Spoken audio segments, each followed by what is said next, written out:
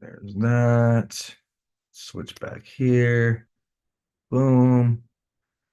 Let's send people this link.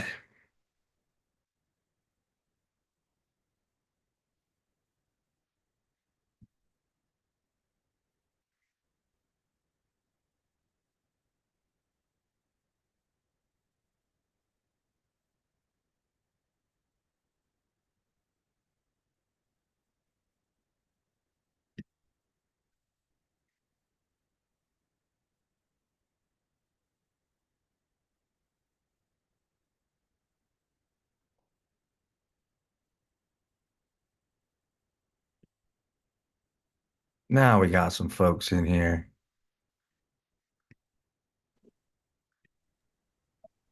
What's going on? What up? How do I start my camera? Oh, I gotta hold on. I gotta give you a different. Yeah, promote panelists. Promote to panelists.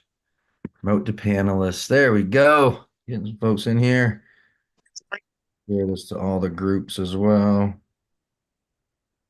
What's up, boys? Today. Going on? I'm ready to get this thing moving, man. What's up, Bane? How you doing, brother? Good, man. How are you doing? Doing good, man. Love to see this thing moving. Love to see getting some momentum going. Yeah, Hey we're hustling Bane, this morning. hey Bane, I was just listening to your two calls with that guy in the lead, and I thought it was great when he flat out was like, "So you're in the area?" And you're like, "Yeah, we buy houses everywhere." And then Oh, and then he tried to, he's like, "But are you in the area?" That guy needs a call back. Like, what does that have to do if I can, if I can take care of everything? We do this with thousands of people all Yeah. the time. You think you're the first one? Like, I can have boots on the ground. You want somebody to, blah blah blah blah blah. Like those guys are pushovers when you just got to get them back on the phone. Do you Yeah, think maybe. he's do you think Yeah. he's If you trying want to to give me rule some out pointers, do you think he's trying to rule out like scammers when they're asking stuff like that? 100%, Yeah. I usually say, I mean, hundred like percent. I have a team in the area and obviously we'd want to come out and see the house before we do anything. I think that builds a little good rapport. Yeah, yeah. I'm not just some guy on a phone in India. You Yeah. know, Exactly. Sorry, guys, I had to get my water bottle. Eddie, it's nice to meet you. I don't think we've kind of officially met face to face. no, yeah, no, Well, have definitely. any How's it of going, us Cam? really met face to face? Yeah, this counts. Yeah, Does this count as video face to to video. face? Well, I can't wait till we all do get to meet face to face. Let's see who else we got in here. Got If y'all want to go on camera, let me know. I'll give you the camera access as well. Jared, Devin, Brock, nice to see you guys. Been What's going excited. on, guys? Huh? How you doing? I'm doing good. You? Doing good. Doing good. Doing good. What's up, Brock? What's going on, man? How you doing? I'm doing great. And yourself, bud? I'm doing all right, bro. Good. Me, you, and Danny got to set that lunch up. Hopefully, we'll I try to know. go do it this weekend. I'm definitely down. I'm free this weekend, so just let me know. All right, cool. We'll start a text thread. Let's get Cool. some. Let's get it. I love it, guys. I love that y'all are local to each other. And I love to see everybody starting to take action. Dane, has done a great job of really stepping up and helping with the daily dial that you led this morning and helping take action. I know Cam's been getting after it on the direct to seller side as well. So super excited, guys. I mean, we talked about it last week, and we're going to be doing a private training session again with Roman tonight at 6 p.m. Eastern. So for those of you that weren't able to make it the other day, we'll be doing a little bit more thorough session. Also, if you have direct to agent calls, hopefully you should by getting started today. Bring some of your call recordings, and we'll go through some of those and kind of break down how we can improve on the direct to agent side. Very, again, just to reiterate, like we talked about last week, very simple in comparison to direct to seller, a lot less heavy negotiation, pretty straight a math formula, right? Like how do we structure the numbers so that it makes sense for us and for them, solves their problem, and we keep it moving. Um, I think you guys are really going to, especially those of you that are action takers, I think you're going to find how easy it is, right? I posted a screenshot from one of the sub two students who I saw shared a little win story this morning where they had made like 147 agent calls and generated 28 good opportunities, right? So like if you think about that, if you guys make 147 agent calls this week, you generate 28 opportunities. And let's say 10% of them are deal worthy. That's still 2 deals, right? Like, are you willing to make enough calls? Are you willing to make 147 seller calls to get to 2 deals, right?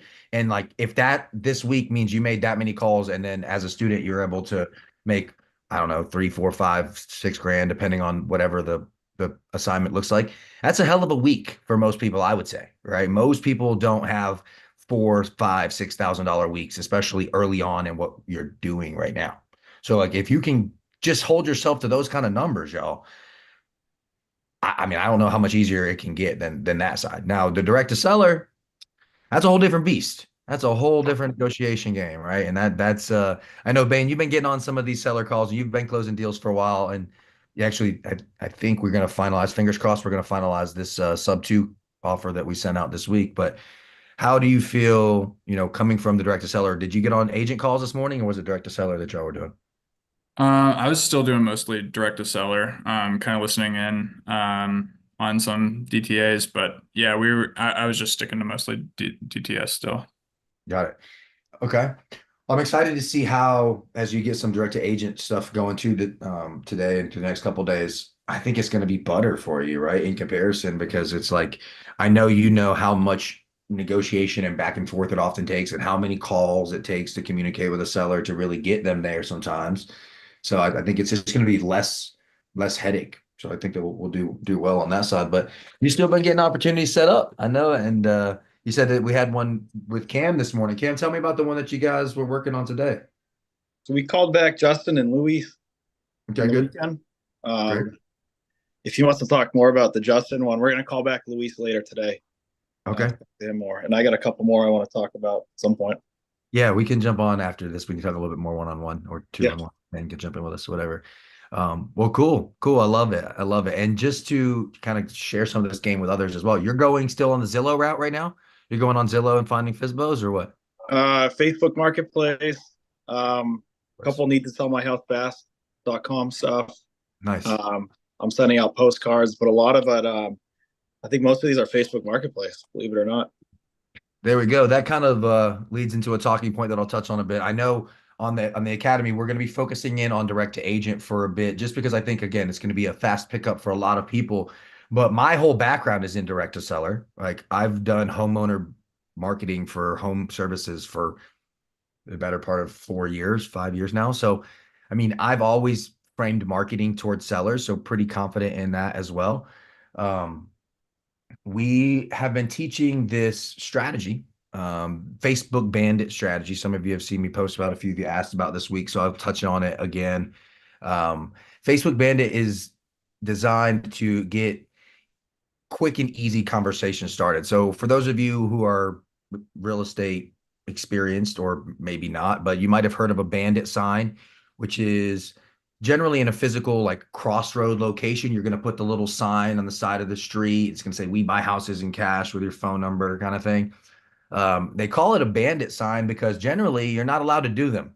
So people often, or used to at least, only put them up on the weekends when code enforcers were not there to take them down. And so you were very much so a bandit, right? Like, you're putting them up and you're running to get them before they get destroyed or taken. So that same kind of concept applies to social media. Y'all know my background is in social media, and so I'm always looking on how we can leverage that to do more with less effort. So instead of jumping in the car and driving around town and putting things in the ground, instead we're going to run our Facebook Bandit strategy, right? So we're going to go to digital crossroads where homeowners spend time, and they might stumble by our sign. Maybe it's a garage sale group, or buy, sell, trade, or for sale by owner groups in local markets, whatever it might be, right? There's a lot of different places you can go find these groups, places where homeowners spend time. And you're going to make a simple Facebook post. The colorful post is just words with a colorful background, something pretty straightforward. If you think about how simple an actual bandit sign is, "We buy ugly houses," or "We buy houses cash for, or fast for cash," whatever it might say, you want to put a comparably simple teaser out there, like, investor looking for my next flip property. Anybody has any fixer uppers, or who, if you know anybody that's selling a property, I give referrals. Those kind of simple call to actions. And the one story that I always think about when we were running this, or we have been running this, but it was, can't remember which city it was in, but basically the post asked something just like that, and someone commented and said, "Oh, there's right behind Walmart over on Main Street, whatever. There's a house for sale. The owner died, and the son is trying to sell it." And we said, "Okay, that's great, thank you, but like, we would need to reach out to them. Do you have their number or the address?" And she dropped my man's number right there on the comment section, and we were able to have the team give him a call. We didn't end up making a deal out of it, but we did speak to the guy, right? So we did get a lead from this. So this is another easy, free way that you can generate leads by just going and posting in certain groups a few times a day. So if you're wanting to still pick up some direct to seller or even some direct to agent leads, because agents will also see these posts and comment and send you opportunities. So you got to understand that not every lead that comes through this is going to convert to a deal, comparable to the call center, right? Like call center generates a lot of leads. Not all those leads convert to deals. It's pretty generally understood around 1 out of every 50 to 60 call center leads converts. So understand that what you're doing here is going to be slightly better than that, right? Because they're going to see it, they're going to comment, or they're going to see it, they're going to DM you. So it's a little bit more of an intent, higher intent, a little bit more inbound motion, but still not going to be like they filled out a Facebook form and they're ready to sell you right now, right? So you got to keep in mind that it's going to take several touches and it's going to take more overall lead volume oftentimes. But if you stay committed with this strategy or any of the strategies that we teach and you do it consistently over time, you will find lead opportunities. You will find chances to speak to sellers. I'm always going to be a proponent of a lot of cold calling early on in your journeys because it builds grit, if nothing else, and it builds repetition. You get a lot of reps in faster. So I would say if you really want to pick up speed, you're going to talk to more people faster with cold calling, but you still may generate some leads with the bandit strategy. So it all comes down to where you're at and how much effort or time you want to put into your marketing strategy. If you don't have much money, you have to put in time and effort. Keep that in mind, right? So it probably doesn't take you any more than 30 minutes or so to drop a post in 5 different groups a day. And that's probably pushing it, right? 30 minutes, right? And then maybe you cold call for 3 hours a day to hit 50 dials, 40, maybe 4 hours. So we're talking about a part-time job, right? If you're not willing to put in the time, you're not going to get the result unless you can cover the gaps with money, right? So these are the trade-offs. So the Facebook bandit strategy is another easy, free way to pick up some of those direct to seller leads. I know, Cam, you mentioned going on Facebook Marketplace to find FSBOs. It's all the same. We're just trying to find people that want to sell their house, right? The marketplace definitely makes that a little bit easier. What are you searching when you are going on marketplace, Cam? So I'm usually picking the city or area where I want to be, and I'll expand it maybe like 60 or 80 miles. And then there's a section where you can just hit home sales. And I'm just kind of sifting through. If anything looks run down, I'll look. If it's posted by a realtor on the marketplace, I'll just skip it. And just really try to see any of the FSBOs or stuff like that. How much time you think you put in every day while you're doing that overall? I do it once a week. So maybe an hour a week. An hour a week of just pulling info, and then you're just calling them, just trying to contact them. Yeah. Or I'll send them a message, get their number. A lot of them are like, "Are you a realtor?" or ask questions here. I'm like, I want to get you on the phone. Yeah, So, that's it. I love it, Cam. I'm so excited for you, bro. We're gonna do so many deals. That mindset is great. Matt, what about you, bro? Where you're doing more agent stuff right now? Where are you pulling info from? All over the place. Zillow, I'll just Google agents in this area and pull them off of shit like Compass. And then I also have the national list of realtors that I got from Pace and stuff. Nice. Yeah. Are you just straight cold calling them? Are you texting them first, or how are you setting up combos on the agent? A little bit of both. A little bit of text. It just depends on my mood or my energy level. If I'm like, all right, I feel in a little slump, I'm just gonna text for a little bit until I get some caffeine or whatever, Or if I'm on a roll, then I'm gonna keep calling. But I love it. yeah, that's about it. Yeah, dude, that's a good self-awareness point, right? Sometimes you got to know the balance of like when to do more. So the benefit is on the Academy side, we are finalizing the mass texting tool. It's been quite a battle with this thing. Oh my gosh, it's way more difficult than you would expect to build out an SMS server, and the integrations have been quite fun as well. But we're going to be able to help send out a whole lot more outreaches via text to agents as well. So that's one thing that I like. I agree that can create some easy lead conversations, and so we can help automate some of that. But definitely a lot of value in the cold calling. So, what you got working this week, Matt? I know you got. Did you get a few things under contract last week, right? We are having roofers going to take a look at one of the houses, and then I found out that the seller looks like he's about to be underwater, so we're gonna probably lower our offer and see if they take it. There we go. But yeah, let's see. Wait, what else did you ask? No, I was just asking how the deals were working for you. If you had anything Oh. new this week that you were working. So Yeah, we just put an offer out on a 39 unit portfolio and then another 8 unit portfolio as well. in Kansas City. Yes. Nice. Keep me posted on those. You know, Yeah, yeah. cool. We can chat the line one-on-one as well. Talk through whatever you got if you need help. I know we've been talking about Morby Method. Bane, I saw you ask in the sub 2 group about Morby Method. I have been doing quite a bit of research on the Morby Method recently because I think that it can potentially solve a whole lot of problems. Like a lot of those leads that fall in that middle ground of like not able to get low enough for a true cash offer, but also not a low enough entry to be a true creative finance deal. You know, it's like, how do we find this? So are any of the ones that you locked up actually set up that way, Matthew? Or that's just what your strategy to wholesale them to somebody that? Oh, no, these are going to be slightly different. These are probably going to go to a hedge fund. Nice. Okay. Cool. So we're going to talk about the Morby method here, but first, Jalen, you got your hand raised. What's up, man? Nice to meet you. I think I connected with you on Facebook earlier. Hey, how you doing, Garrett? I'm great, man. How are you? I'm doing pretty good. I'm excited to see that this is a real group first and foremost.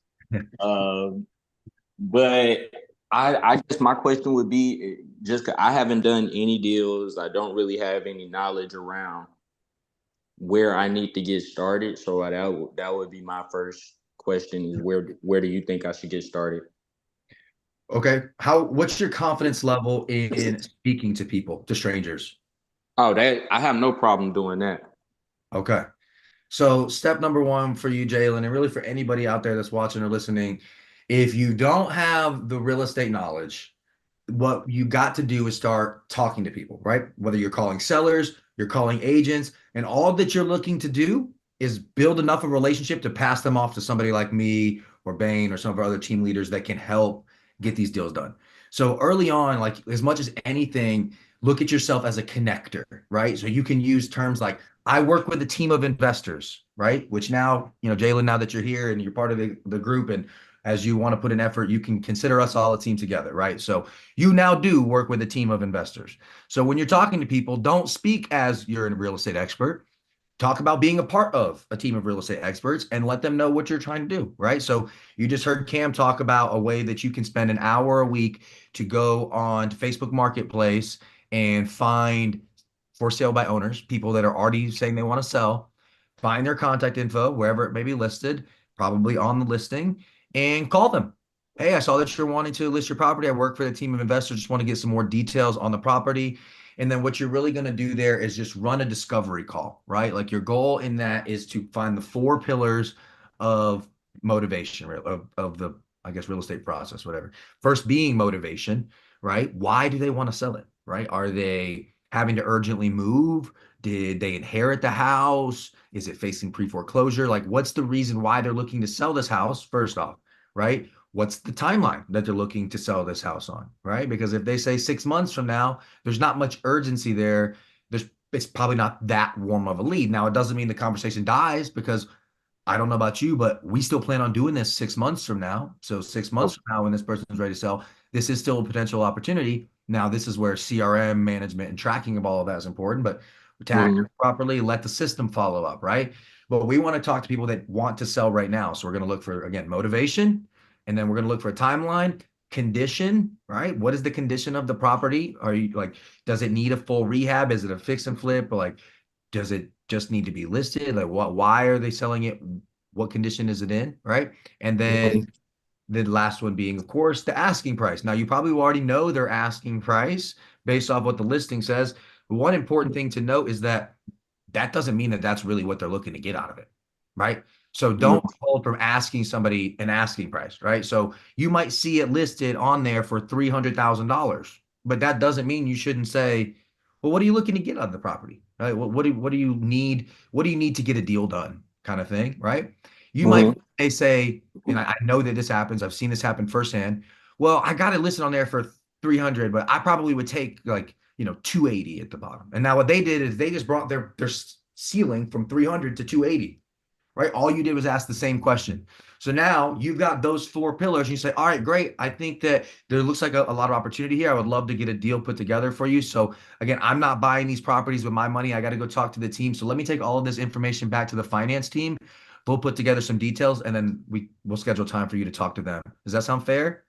Mm-hmm. That's it, right? Like 15 minutes, run a discovery, get the information that you can, let them know you're going to pass along to the finance team, bring it backwards. We'll go through some quick underwriting with you, show you how the numbers need to look, what we need to get it locked up at in order for it to make sense as a true deal.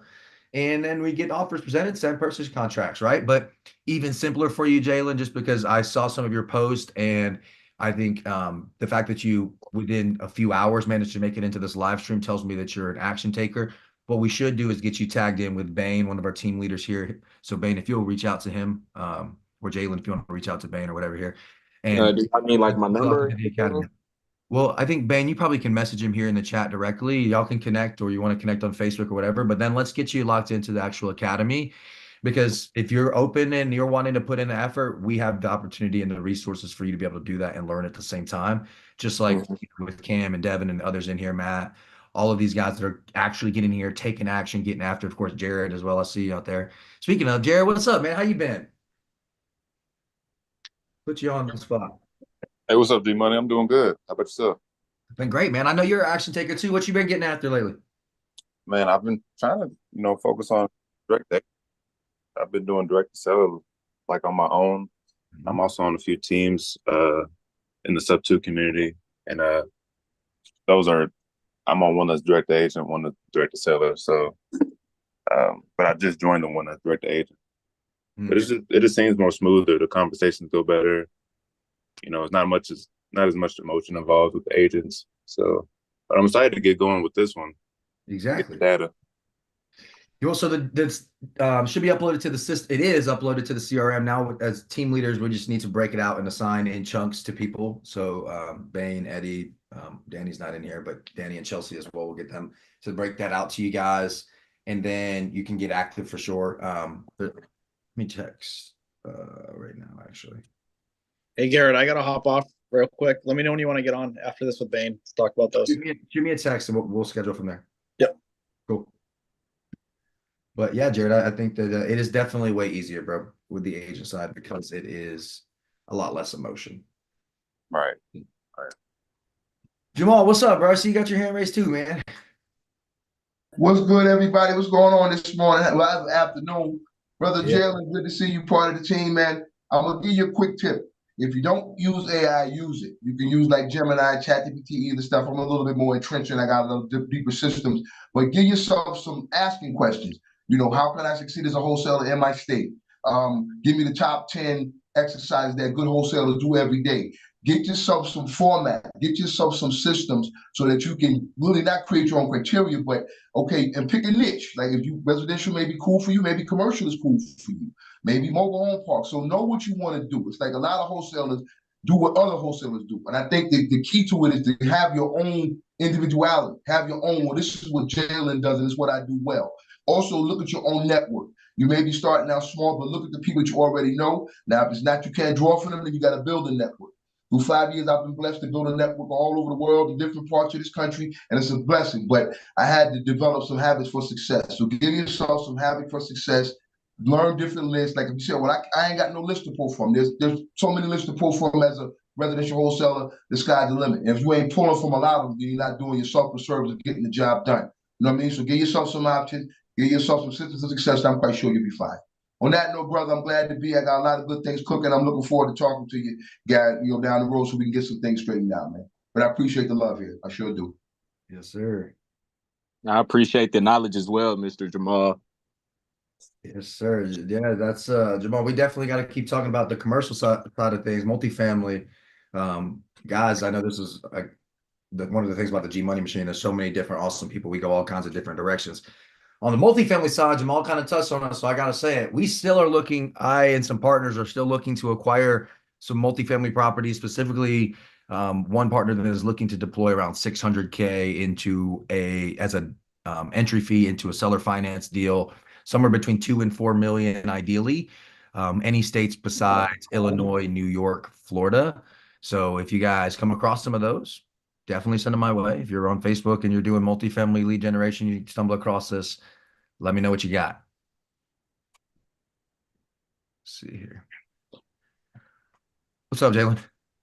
I have and this isn't a real estate question. This is just more so a personal question, I guess. Me and my girlfriend, about I say 9 or 10 months ago now, we started our Amway business. What's you all's take on that?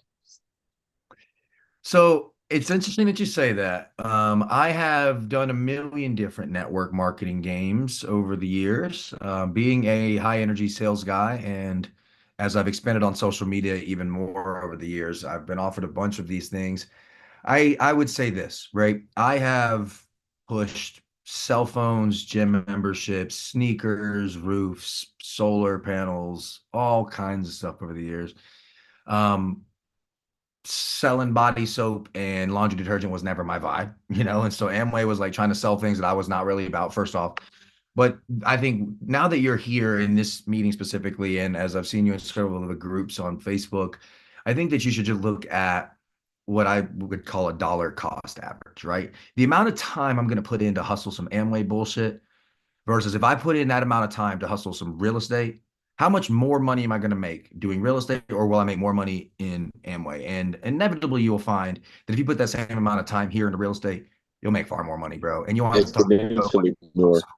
Yeah, right. So, like, I know people that have made a lot of money doing that. I no hate to anybody that does that, but I would say if you're just out here trying to meet people anyway, you focus on meeting people that are involved in real estate or people that want to sell their home. You bring it backwards to me, and we'll make way more money together than you ever could pushing Amway, right? And that's why people often, younger folks, tend to come up in network marketing because it's easy, low entry, and then make some money and get out because it's not that it's not sustainable, but it's not enjoyable to run a very sustained network marketing business at scale for a long period of time. So the other side is if you're already going to spend that effort, get involved in real estate, get connected to folks like us, you might mess around and end up with equity of a multifamily property at 18, 19, 20 years old, right? Or you might turn around. Our Roman Katz, the special course leader this month for Dealmakers Academy, he is 20 years old. He did his first deal at 18 years old. He's done more than 30 creative deals by 20 years old, right? So, I mean, I would say real estate's going to be a better route for you, honestly, not to downplay what you've already started or what you put energy into. But again, if you look at the dollar cost average of time versus dollars, you're going to get a better return in real estate for sure. Yeah, quite honestly, that was always. Oh, go ahead. Don't build somebody else's dream. Build your own. Amway, like he said, I was involved years ago with it. But with multi-level marketing, you're still building somebody else's dream. I would rather waste my time and energy building my own dream, building my own companies, building my own life. You know what I'm saying? And I get it. If you're in the struggle like we all are, things get presented to you, you get excited, right? But one thing I would say in real estate, don't get shiny thing syndrome. Just be focused. Like, don't let it get to the point where this may not be working and you think of something else. Me, it's no plan B. That's how we look at it. In Magnus Camp, it's no plan B. Real estate is what we do. And I got other endeavors, but that's where the majority of my time goes. And then you'd be surprised. And you get that real estate network, sometimes you can venture off into other things just because of the people that you know in your immediate network. So I would say build your own dream, brother. I ain't got nothing against Amway, got nothing against nobody doing it. But I prefer to build my own dream, brother. Build your own dream, my man. Yeah. Jalen, tell me a little bit about yourself, bro. First off, where are you based out of, man? I'm coming out of Atlanta. Well, I'm living in Dallas, Georgia right now, but I'm from Atlanta. I'm 22 years old. I was born in Chicago. I moved to Atlanta when I was probably like 9 years old, 10 years old, something in that area. Okay. And so Uh, you've been doing Amway, you work a W-2 job or anything else? yeah, I just started working probably like a month and a half ago at a local restaurant out here because I just moved out to Dallas like 3 months ago. Got it. Um, so I've been still searching for something. Like I said, I did get an Amway business started about 9, 10 months ago, and it was pretty. And y'all were pretty much right on as far as how y'all were describing my end goal for Amway with me. Because the only reason I started Amway, I mean, is because I wanted to do real estate. I felt like I couldn't, because I took a stab at wholesaling before. Like he said, I felt like I couldn't do it anymore because I didn't have no capital. I didn't really know what I was doing. I didn't have no kind of mentorship. I feel it. Mm-hmm. And so it kind of got to me, and it was messing with my ego a little bit. I will say that the people that I've been in contact with as far as Amway have definitely helped me to build my mindset up a little bit more. Absolutely. Absolutely. Yeah, we get the audios, we get the books, that whole ordeal. That's the most valuable thing network marketing ever did for me is the importance of learning. Absolutely. Mm-hmm. So I 100%. give you credit for that. But this is what I'll also say, right? So I was 19 years old the first time I bought a real estate course. It was Cody Sperber. That was 12 years ago, right? So I took that course and it was not near as easy to get into wholesaling now or then as it is now. Right now with the digital age and the access to information and the way the coaching industry has scaled now versus then, it was literally like watch a couple hours of videos and go put up bandit signs, go send out direct mail flyers, right? And I didn't have a bunch of money and I just was making money at the time selling other stuff. And so I never really committed to it, just let it drop for a long time. And I went off and on selling different stuff over the years. Since then, I have learned how to leverage some of the principles of network marketing. Actually, I think Aaliyah's on here.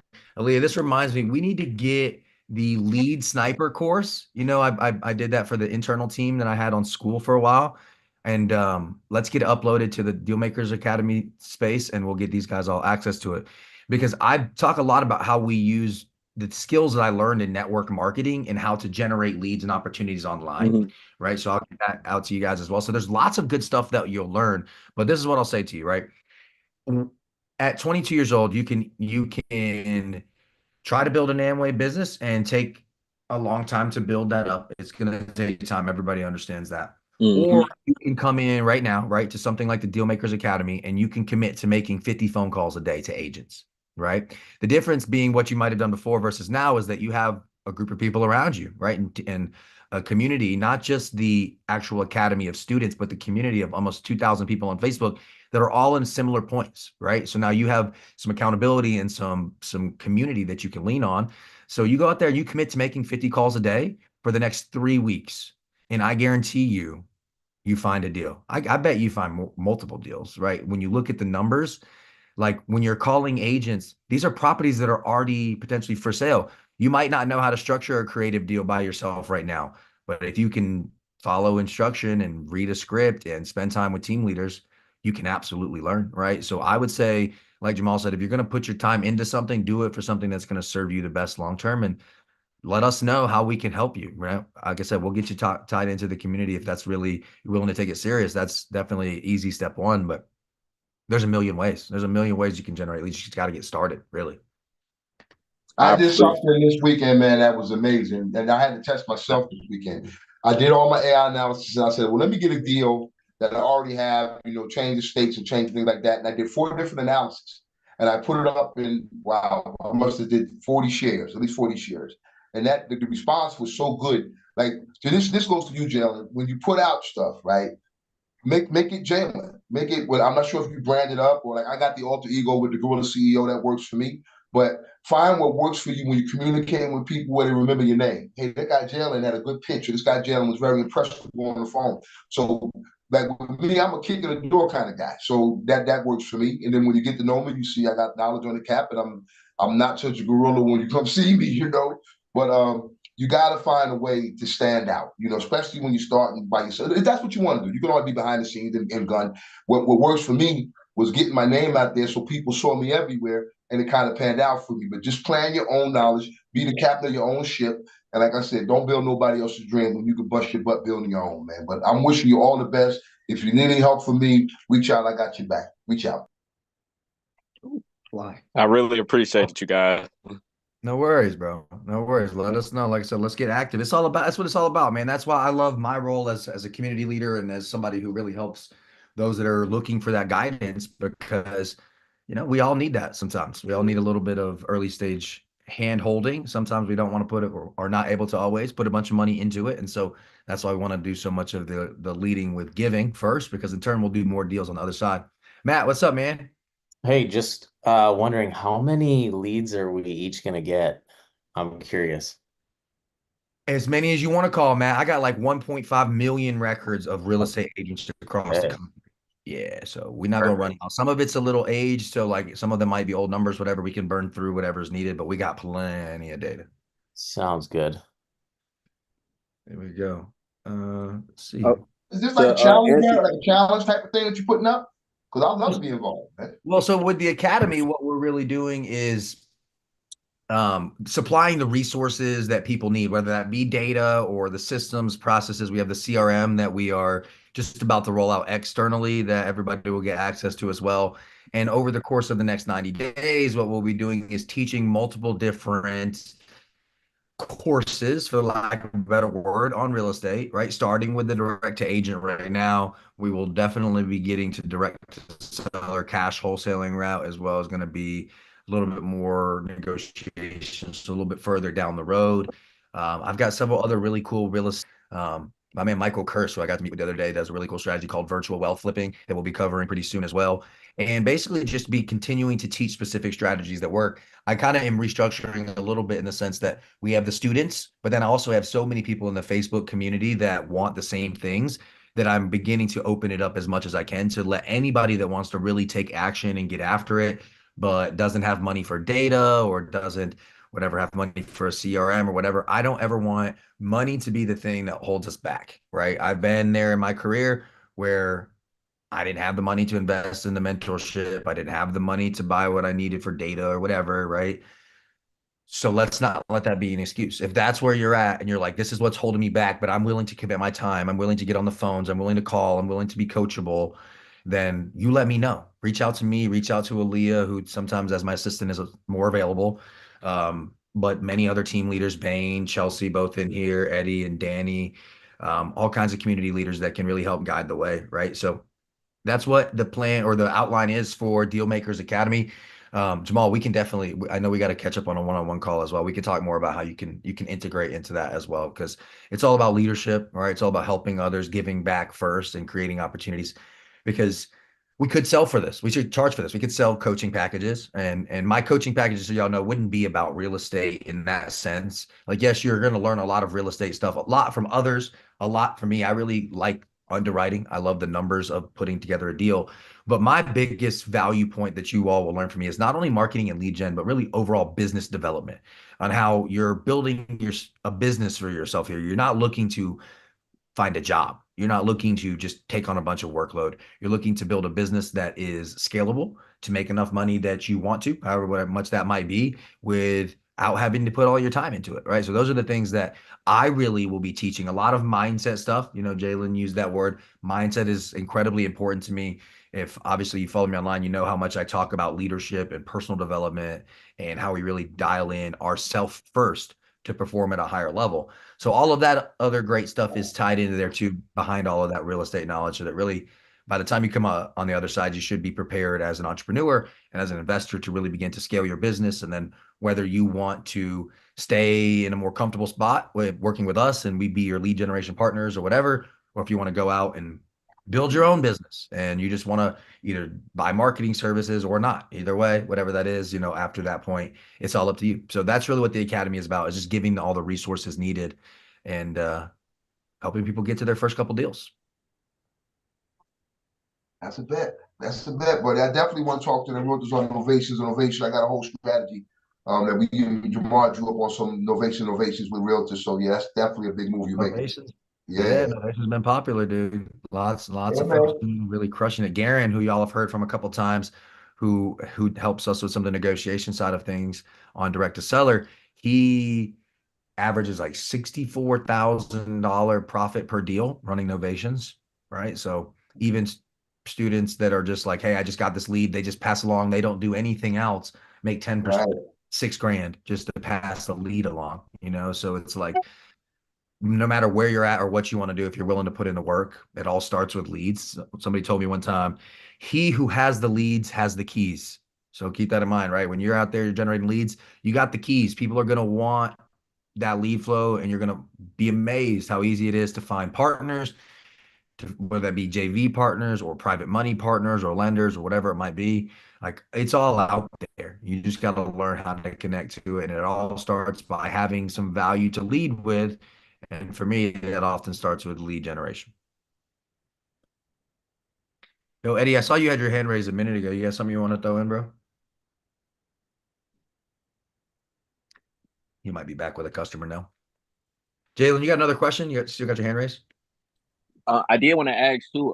One of the links you sent me yesterday, I think it was to the Dealmaker Academy website. It didn't work, so I was wondering how I could get access to that. Well, let me check it out real quick. Jalen. Well, thank you for letting me know that. Aaliyah, if you will also help me get this fixed, I just put it on the to-do list and we get off for you and I will talk about it. I'll get that fixed for you, Jalen, get it sent back out to you. Okay, thank you. I appreciate it. Yes, sir. Brock, what's up, bro? You got something under contract? I know Danny was telling me a little bit about a deal you've been putting together, right? Yeah, so that's actually what I'm working on right now, working on securing some gap funding for it. It's a property. You could actually look it up like on the internet right now. It's called the Pump House Inn and Spa. It's actually over in the Pocono Mountains in Pennsylvania. It's kind of like a bed and breakfast. So like people like they rent it out, like they would rent it from like Airbnb, things like that, kind of like a short to midterm rental thing.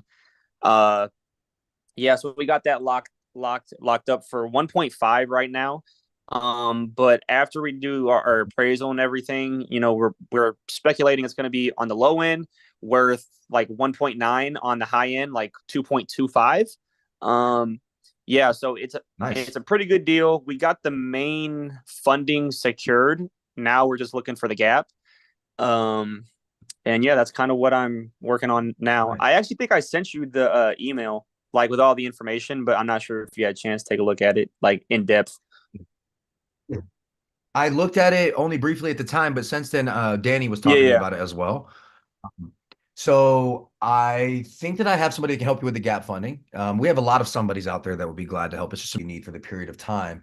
But one of the calls I took earlier, because I'm really striving to build something large here for you guys, right? What I want to be as a community is a touch point where no matter what you need, we can help that happen for you. So one of the calls I took this morning with my man Ralph Hoyos and his partners, they do private money, gap lending, 100% gap funding, no payments until it's, well, I guess it might be different if you're going to buy and hold. I won't speak on their term. On a fix and flip, nothing until it's actually flipped. Yeah, so we'll have to figure out what that looks like for a buy and hold. And that's, you're looking to actually acquire and hold it, correct? You're not flipping it.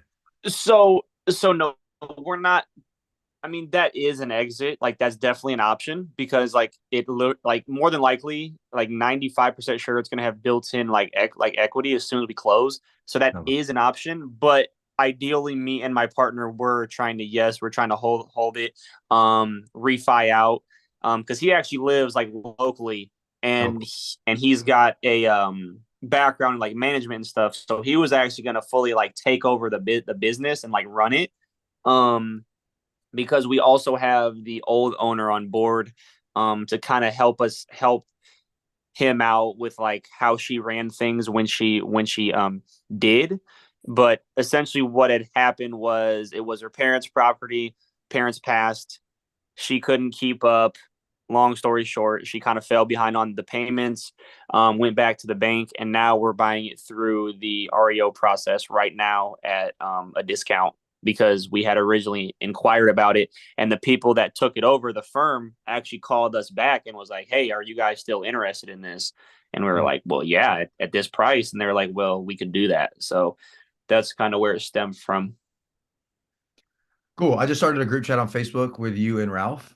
Cool. See if we can get that funded for you. And if not, we'll pull some other resources and see who might be able to do that. Sweet, bro. I really appreciate that. No problem, bro. That's what we've been doing out here is building the community, building the network. You know, I've spent a long time on social media, a long time building a brand and building a presence of some sort. And so it allows me to generally have a further reach. And so we get things faster sometimes. And so I guess, as always, maybe something you guys might get repetitive hearing or might feel repetitive hearing so much, but the importance of social media and what you guys are doing, right? So I started in real estate in January of this year. Of course, I've been spending 10 years building a lot of things that gives me a lot of momentum to step fast.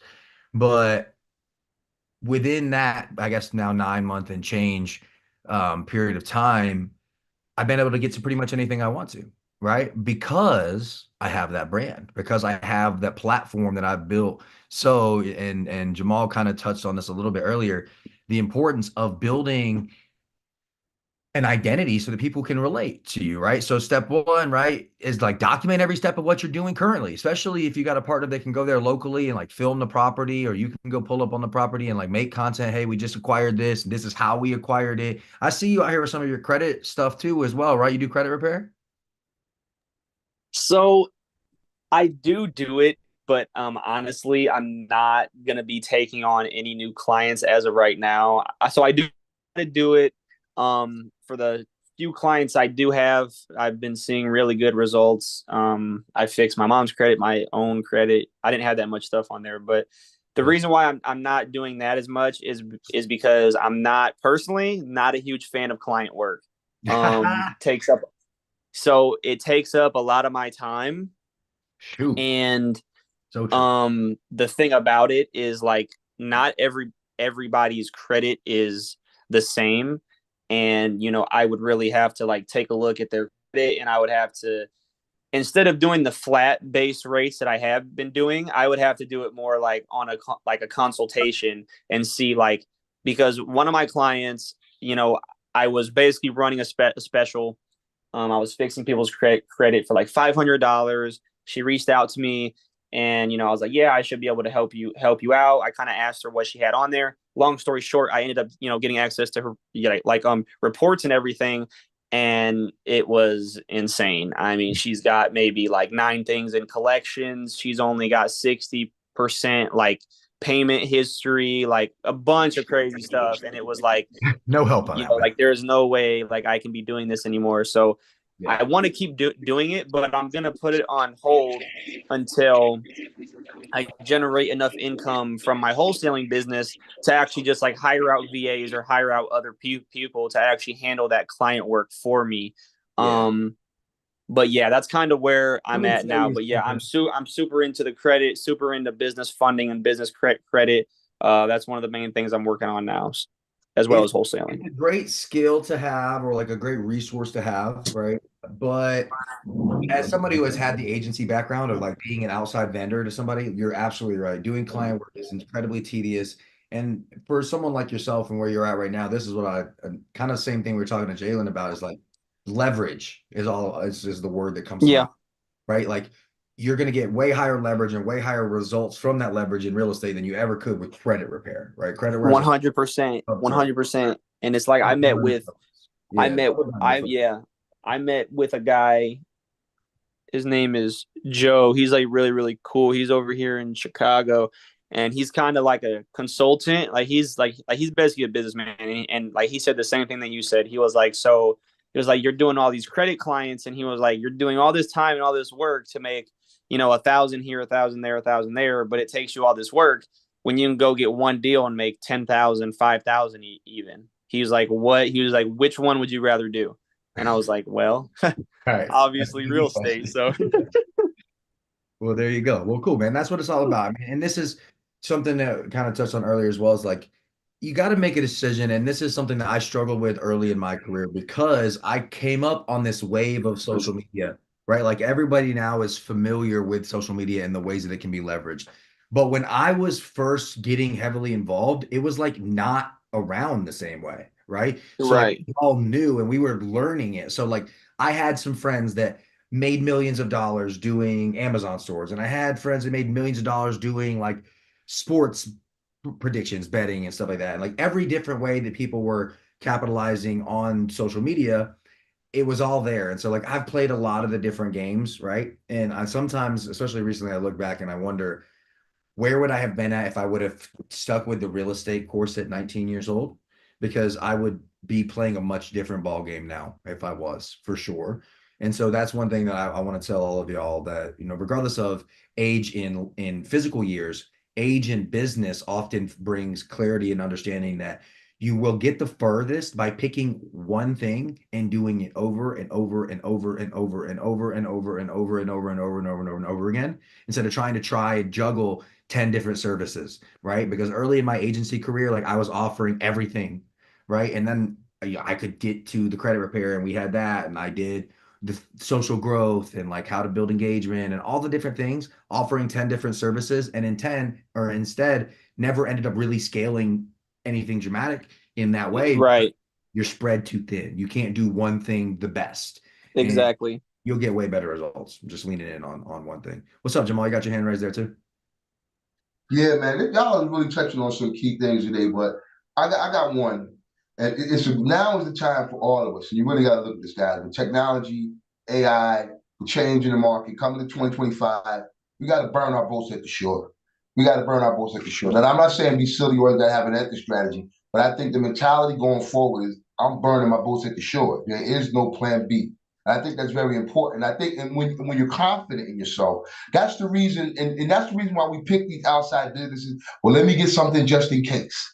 Let me get something just in case it doesn't go good. I don't need no backups. Real estate and what I've done, and one thing I've done is if I have other services, I'll connect it to real estate. I'm a referral broker for Trust Financial.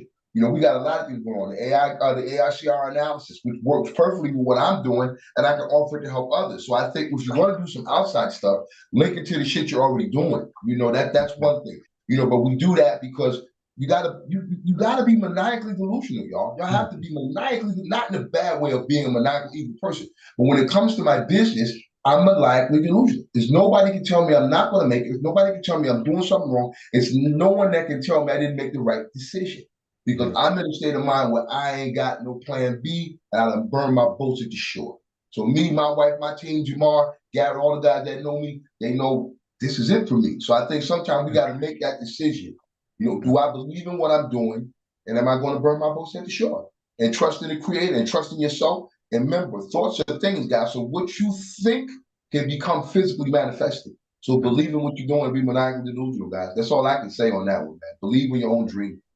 There you go. You touched on something here, you know, really important there that I want to reiterate, and that's the pass it along to somebody else. Instead of trying to offer 100 different things, find one person that does want that to be their one thing and dish the ball to them when it's time. It's like you guys will continue to see me do this in 100 different ways. I have been an affiliate marketer for years, driving traffic to other people's businesses. Once I learned I couldn't actually offer all of these services internally, instead it was better to dish it off. And the other thing you said, Jamal, that I kind of want to use as a closing point, is you mentioned burning the ships, right? And I want to talk about this metaphor, this story a little bit as we end here. So the idea of commitment to the goal, right? And the story kind of talks about, couldn't even tell you the name of the general, but essentially a general leading his army into battle. They're in the ships and they get to the shore of the grounds to fight on. And he tells the crew to set the ships on fire. And they're like, what the, set the ship's on fire. And he's like, look, either we're going to go forward and win or not, but there is no retreat. There is no other option, right? And so that's a mindset that's often given to us as warriors, as entrepreneurs, as those looking to achieve and to battle and to overcome. But there's another side point I want to add to this, right? What this doesn't apply to is your day job or your W-2 job, right? I want to add clarity to this because of two things. First off, my day job, just so that y'all know, is running the agency. So I still work work my other job, although I own that business, I still work a lot. And so I have money like coming in from other sources. What that doesn't mean in burning the ships is like, I'm quitting my job. I'm out. I'm doing this all in. No, nothing can stop me. I'm about to hit it rich. Garrett's got this Dealmakers Academy and I'm about to get 10 deals over the next 3 months. That is not what this means, right? What this means is your mindset. This means that no matter what comes, I will not stop towards my goal.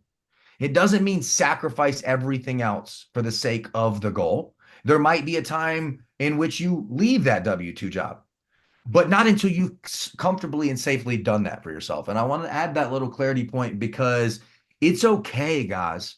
As somebody who jumped out of my W-2 job at 23 years old, if there was one thing I wish I would have done differently, it would have been to stay there longer. I could have made several $100,000 selling gym memberships and still did what I was doing on social media, but I didn't because it was easy for me. I didn't have to at the time. I was making so much through social channels that I didn't need to work a job. And so I quit, right? And I wish I would have done that because A, I needed the maturity in business that I would have gotten from staying there. And B, the financial stability that you'll be able to have by working a W-2, saving money, and still committing wholeheartedly to real estate. I think it's so important to understand, guys, that you can do both. And I would say you should do both. Early stages, you should have some active income in a day job until you can replace that with real estate and then just put your heart and your hustle into that. What's up, Vane? I just wanted to talk on that a little bit since I recently quit my W-2.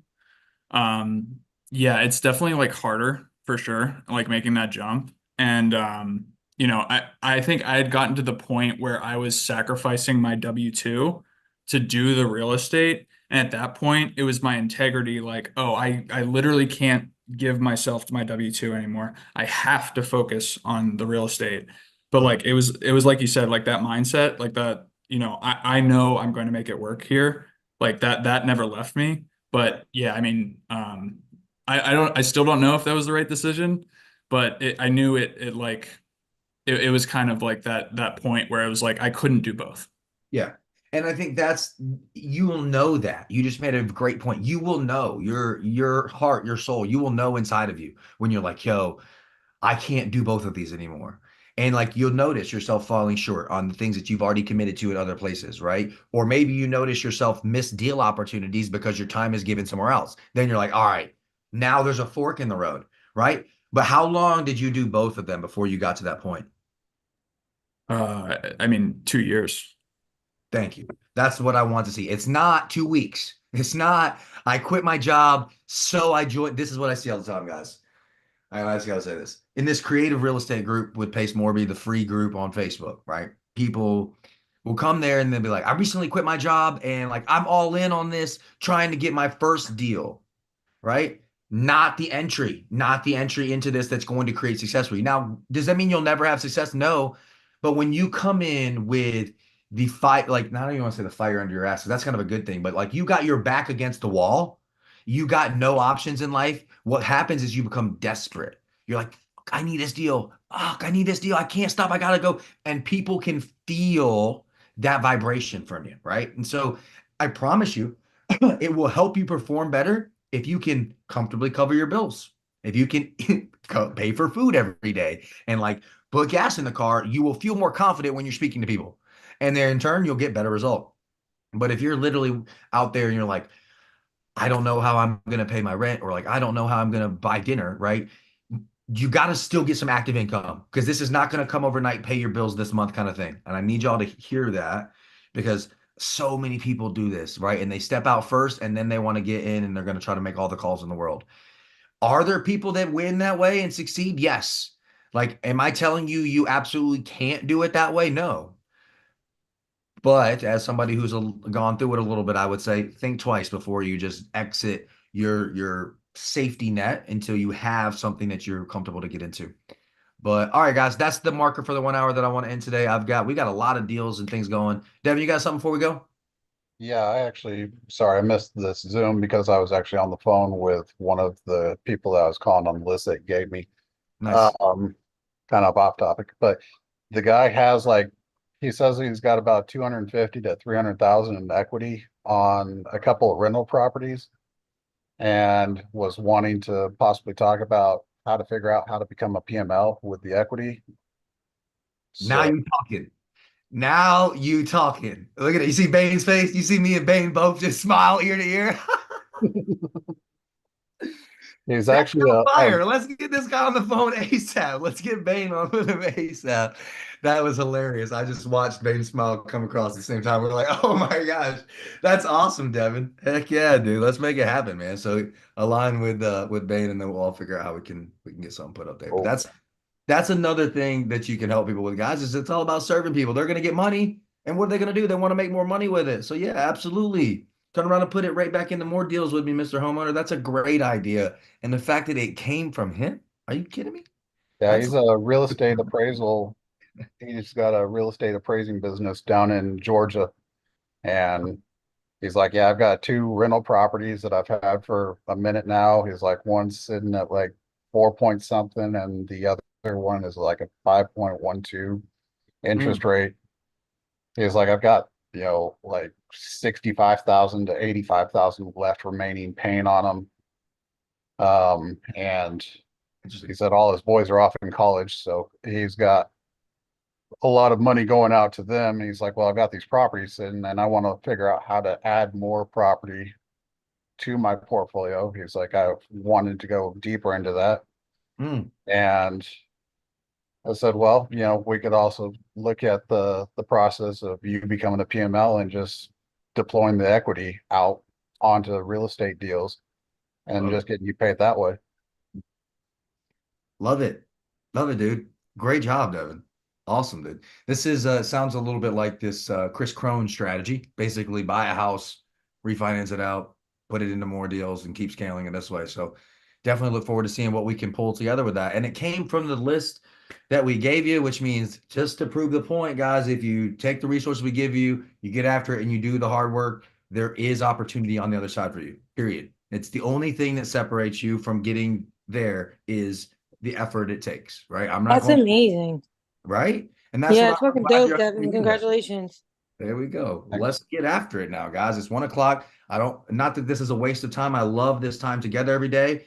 But now, dude, let's get after it, right? So we've heard some wins already from the community. Bane's been making movement. Devin's got movement. Cam's got movement. Chelsea, you've still got some leads working. I know we actually found out. I was under the impression we couldn't do sub 2 on a VA loan. Turns out you can. Bane, I sent you an invite for a 3 p.m. meeting with Jackson Pierce. Review that as well. And the VA loans, as far as sub 2 on VA, look up Matt Bell out in DFW. He is like the go-to guy for doing the sub 2 on VAs. I think that's someone whose Facebook video I watched, if I'm not mistaken. Yeah, he's because on VA loans you have second tier entitlements and all that stuff that you can do on them. So they won't have the full entitlement that they had when they bought their first place, but they will still have a remainder of their entitlement based off what they didn't borrow out. Right, the first time. So there is second tier entitlements that they can turn around and use to be able to lock up another house if they need to. Yeah. And wow, that sounds a lot different. It's based off of the county that they're going to be purchasing the next house into, what will determine their second tier of entitlement. So always learning something new, guys. That's what I love about creative finances. There's always new things to learn. So let's deals locked up, guys. Chelsea, go ahead and call that guy again, and we're aligned with Bane and see how we can get that set up. Eddie, Danny, if you guys are still out there, we'll align too and get your team moving so we can get the data spread around. I need some lists, Gary. I need some lists. You were next on my list, brother. Shoot me a message. I'll get you locked into things for sure. We'll jump on a meeting here in a little bit. And other than that, guys, it's Monday. It's Money Monday. So let's get after it. Close these deals, guys. I appreciate you coming through. Let's get it. All right, Jay, have a good one. Bye, everyone. Don't forget, I'm doing 6 p.m.